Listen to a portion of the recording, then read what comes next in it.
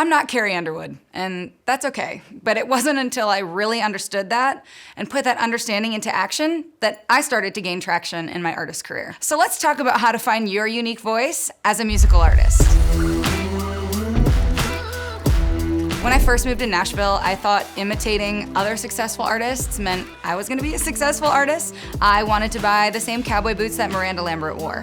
I wanted to structure my song the same format Maren Morris structured her song. I thought if I mimicked Carrie Underwood's tone and hit every note she did, I was gonna be Carrie Underwood. It took me years of chasing other people's paths before I realized if I wanted to make it in the music industry, I had to forge my own path. So what did I do? I reconnected with my passion for music. I went home and I picked up the guitar. I put songs from Aretha Franklin, Martina McBride, Celine Dion, Linda Eder, all those big, strong female voices on repeat. It allowed me to find pieces of me that I had forgotten about while I was trying to be somebody else. Once I rediscovered my voice, that's when other people started to notice. That's when I started to gain traction in my music career. I auditioned for The Voice probably 10 times in 10 different states, singing 10 different songs I thought that a country artist should sing, wearing what I thought a country artist should wear. I heard no every time.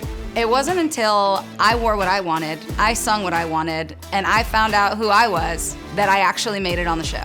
It took a lot of trial and error, a lot of sweat, and a lot of tears, but here's what I learned on how to find your unique voice as a musical artist. Reconnect with your passion. Ask yourself why you wanted to become an artist in the first place. Listen to songs that made you fall in love with music. Play songs that made you fall in love with music, even if they are a little cringy. Remember, sometimes you gotta go back to go forward.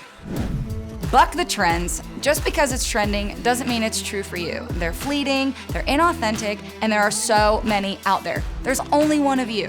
So stop trying to capitalize on them. They're not you, and they don't last. This last point is probably the biggest point. You shouldn't try to find your voice. You should be true to your voice. This was probably the toughest for me because it requires being real, honest, vulnerable, opening yourself up for rejection.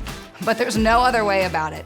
You have to be honest about who you are, what you want to say, how you want to say it, what you want to wear, no matter what anybody thinks. Remember, you shouldn't have to find your voice, just unleash it.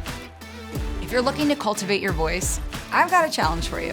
Find that album you first fell in love with. Play that guitar lick that you couldn't wait to play. Reconnect with your passion and ask yourself, if I'm not doing this, how can I get back to it? For more info and insights on today's music scene, like and subscribe to our YouTube channel. Click the link in our description to sign up for the newsletter. I'm Taryn Papa, and this is Inside Track.